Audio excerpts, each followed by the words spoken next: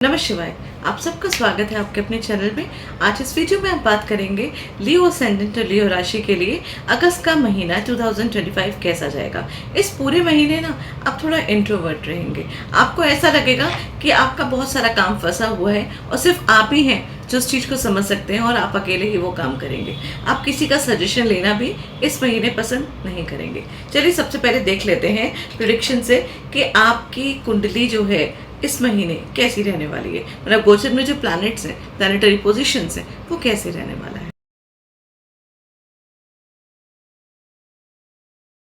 तो देखिए, आपके जो लग्नेश हैं वो 12th हाउस में हैं और वो 12th हाउस में बैठे हुए हैं, जो कि 16 अगस्त को वो जो हैं वो लगन में आएंगे। तो सूर्य जो है वो आपके 12th हाउस में बैठे हुए हैं और वो भी मरकरी के साथ, मतलब कि जो सेकंड हाउस के जो प्लैनेट हैं, जो धनेश हैं, उनके साथ बैठे हुए हैं लग्नेश आपके। और 11th हाउस में जुपिटर भी बैठे हुए हैं और वीनस भी बैठे हुए हैं और लगन में आपके केतु बैठे हुए हैं। और उसके साथ साथ राहु जो है वो 7th हाउस में बैठे हुए हैं और शनि जो है वो आपके 8 भाव में बैठे हुए हैं। अब अष्टम में शनि बैठे हुए हैं, मतलब आपका कंटक भी चल रहा है, ढैया भी चल रही है। और इस समय शनि जो है वो रेट्रो चल रहे हैं, जो नवंबर में स्ट्रेट होंगे। और मरकरी भी रेट्रो हैं। मरकरी जो है वो 11 अगस्त को स्ट्रेट होंगे। सन जो है वो 17 अगस्त को लियो साइन में, अपने खुद के साइन में ट्रांजिट कर जाएंगे। और शुक्र जो है वो 21 अगस्त को अपने साइन में ट्रांजिट कर जाएंगे 12th हाउस में। तो 12th हाउस जो है वो फेवरेबल प्लेस होती है वीनस की, तो वहाँ पे ट्रांजिट कर देंगे। और सूर्य देव जो आपके खुद के लग्नेश है वो आपके फर्स्ट हाउस में आ जाएंगे 17 अगस्त के बाद। लेकिन उससे पहले क्या है, देखिए 17 अगस्त से पहले, क्योंकि आपके लग्नेश जो है ना वो 12th में बैठे हुए हैं, तो आपका थोड़ा सा इम्यून सिस्टम कमज़ोर रहेगा। आपको उसका ध्यान रखना होगा। हेल्थ वाइज थोड़ा सा ना जल्दी से कोल्ड कफ जल्दी पकड़ लेगा या फीवर हो सकता है, तो आप है ना थोड़ा सा अपना बच बचाव करिएगा। बाहर की चीज़ों को खाना वगैरह अवॉइड करिएगा। ये सिर्फ 17 तक है। और उसके बाद तो जब सिंह जो है वो खुद अपने लगन में आ जाएंगे, तो उसके बाद का एक महीना आपका बहुत अच्छा जाने वाला है, क्योंकि वहाँ पे फिर आपकी हेल्थ में कोई दिक्कत कर ही नहीं सकते, क्योंकि जब सूर्य देव तो राजा हैं और वो फर्स्ट हाउस में आ जाएंगे। तो आपको ये जो है 17 तारीख तक थोड़ा सा बचने की रिक्वायरमेंट है। अब अगर मैं स्टूडेंट्स की बात कर लेती हूँ, प्रेम प्रसंग की बात कर लेती हूँ, बच्चों की बात कर लेती हूँ, आपके खुद के संतान की बात कर लेती हूँ, तो ये 5th हाउस से रिलेटेड है। 5th हाउस से ही हम ये सब चीज़ें देखते हैं। और 5th हाउस का जो स्वामी है वो जुपिटर है। वो 11th में बैठ के 5th हाउस पे दृष्टि दे रहे हैं। अब जुपिटर की शुभ दृष्टि जहाँ भी पड़ जाए वहीं पे सब कुछ अच्छा हो जाता है। और वहाँ पे तो वीनस की भी दृष्टि पड़ रही है, मतलब कि 2 शुभ ग्रह आपके 11th हाउस में बैठे हुए हैं और 5th हाउस को देख रहे हैं। तो ये बहुत ही अच्छा टाइम है। आप पढ़ाई में, आप स्टूडेंट्स के लिए बहुत अच्छा टाइम है। कोई नया काम आप स्टार्ट करना चाहते हैं तो आप कर सकते हैं। इनफैक्ट आपके अंदर क्रिएटिविटी बढ़ेगी।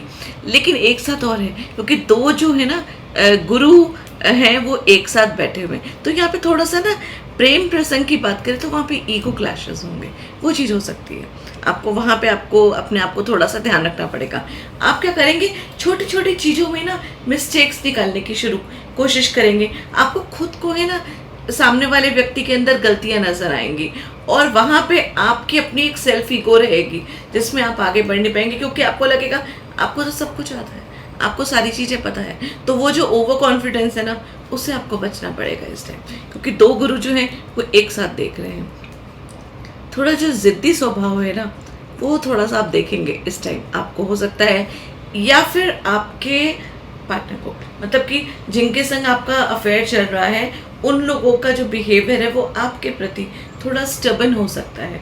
तो आपको यहाँ पे, क्योंकि जुपिटर और वीनस दोनों ही 5th हाउस को देख रहे हैं, लेकिन चीज़ें खराब नहीं होंगी, क्योंकि जुपिटर और वीनस जो है वो संभाल लेंगे इस चीज़ को। मिसअंडरस्टैंडिंग हो सकती है, लेकिन चीज़ें टाइम से सॉल्व भी हो जाएंगी।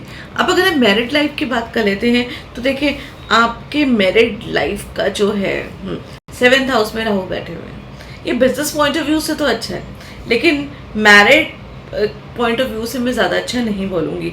रीज़न बिहाइंड, क्योंकि राहु जो है वो ऑलरेडी 11th हाउस में बैठे हुए हैं और शनि जो है वो रेट्रो होके राहु की तरफ जा रहे हैं और शनि जो है वो मंगल को भी देख रहे हैं।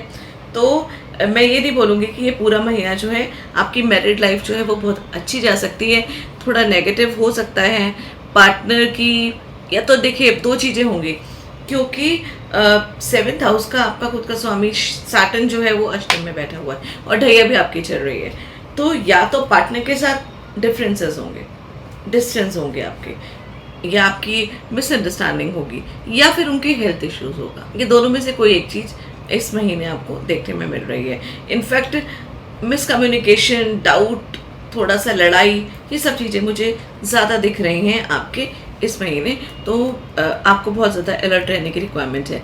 और करियर और फिनेंस की बात मैं कहूँ तो देखिए आपका जो करियर है वो बहुत अच्छा रहेगा, क्योंकि 10th हाउस का जो प्लैनेट है वो 11th हाउस में, मतलब इच्छा पूर्ति के घर में बैठे हुए हैं।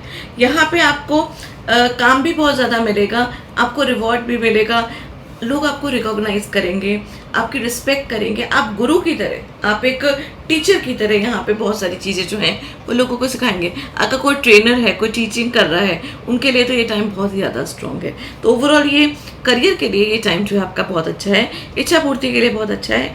बट जो सबसे ज़्यादा नेगेटिव दिख रहा है वो मुझे स्पाउस के साथ ही दिख रहा है कि रिलेशनशिप में प्रॉब्लम हो सकती है, क्योंकि शनि भी यहाँ पे वक्री हो रहे हैं। लेकिन साथ ही में एक चीज़ है, वो भी होंगे, उसका रीज़न आप खुद भी हो सकते हैं, क्योंकि शनिदेव ना दूसरे भाव को देख रहे हैं और दूसरे भाव में मंगल बैठे हुए हैं।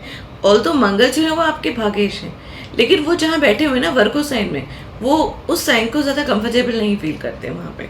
और दूसरा शनि की दृष्टि भी पड़ रही है। आपकी वाणी जो है ना वो जो है ना वो प्रॉब्लम क्रिएट करेगी, आपको गुस्सा ज़्यादा आएगा, आप मुंह से कुछ उल्टा सीधा ज़्यादा बोलेंगे, तो आपको अपनी वाणी पे बहुत ज़्यादा कंट्रोल करना है। इस समय एग्रेशन आएगा आपकी वाणी पे, आपको एकदम से फ्रस्ट्रेशन आएगा और आप एकदम से किसी को कुछ भी बोल देंगे, और उसकी वजह से जो है ना वो दिक्कत आएगी आपकी इस रिलेशनशिप में, या आपके लव अफेयर में भी हो सकता है, और ये चीज़ आपकी मैरिड लाइफ में भी हो सकती है। उसके साथ साथ अगर मैं देखती हूँ खर्चों की बात, तो देखिए सेकेंड हाउस का प्लैनेट 12th हाउस में बैठा हुआ है, तो इसके दो चीज़ें हो सकती हैं, या तो आपको बाहर से इनकम आएगी, सारी चीज़ें बाहर से रिलेटेड हैं, या फिर आपके खर्चे जो हैं वो थोड़े अनएक्सपेक्टेड ज़्यादा होंगे। ऐसा भी हो सकता है कि फालतू एक्सपेंस हो और आपको फील हो कि ये खर्चा जो है होने की ज़रूरत नहीं थी, लेकिन ये खर्चा हो गया है। और साथ साथ सेकेंड हाउस का स्वामी जो है वो 12th हाउस में बैठा है, जो हॉस्पिटल का भी हाउस है। तो मैं आपको यही सजेस्ट करूँगी, इस महीने आप जो है ना अपना फुल बॉडी चेकअप कराइए, अपने जो एक्सपेंसेस है ना थोड़ा हॉस्पिटल में, थोड़ा मेडिसिन में खर्चिए, अपनी हेल्थ पे थोड़ा सा ध्यान दीजिए। ऑल्दो इम्यून सिस्टम जो है आपका थोड़ा सा वीक रहने वाला है, बहुत ज़्यादा दिक्कत नहीं करेगा, क्योंकि सूर्यदेव 17 तारीख को आ जाएंगे, लेकिन तब तक आप ये चीज़ें कर लेंगे ना तो ये काफ़ी हद तक ये ओवरऑल जो है ये महीना आपका संभल जाएगा और कोई नेगेटिव इम्पैक्ट आपका नहीं पड़ेगा।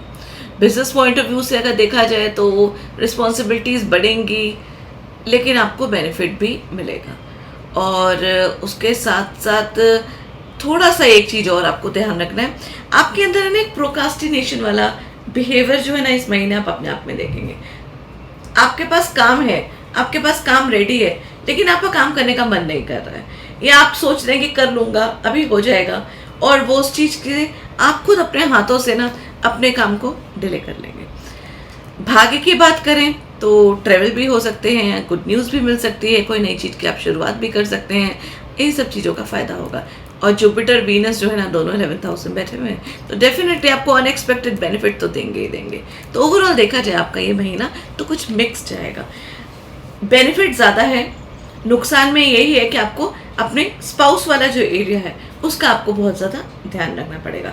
अब क्या कर लेना चाहिए आपको, तो रेमेडी के लिए सबसे पहले तो मैं यही बोलूँगी, क्योंकि शनि का ढैया चल रही है आपकी, तो आपको हर शनिवार सैटरडे को शनि मंदिर जाना ही जाना है, और वहाँ पे जाइए। और उसके साथ साथ ना मरकरी भी आपके 12th हाउस में बैठे हुए हैं, तो आप है ना जो कन्याएं होती हैं ना 9 साल से छोटी उम्र की जो कन्याएं हैं उनको है ना कुछ गिफ्ट्स दीजिए, कुछ किताबें, पेन, पेंसिल्स, जितनी भी पढ़ाई या एजुकेशन रिलेटेड चीज़ें हैं ना वो गिफ्ट करिए, इससे आपको बहुत ज़्यादा बेनिफिट होगा। और उसके साथ साथ सावन तो चल ही रहा है, तो शिव जी के पास जाइए, शिव जी की आराधना करिए। जो शनि देव जो हैं रेट्रो के बैठे हुए हैं आपके 8th हाउस में, और जो राहु की तरफ जा रहे हैं आपके स्पाउस वाले घर में, स्पेशली जो दिक्कत चल रही है वो शिव जी जो है वो ही ठीक करेंगे। तो आपको शिव मंदिर बराबर रेगुलर जाना है, शिवलिंग पे दूध चढ़ाइए, शिवलिंग पे काले तिल चढ़ाइए दूध के साथ। ये चीज़ आपको जो है वो बहुत ज़्यादा यहाँ पे फ़ायदा करेगी। धन्यवाद।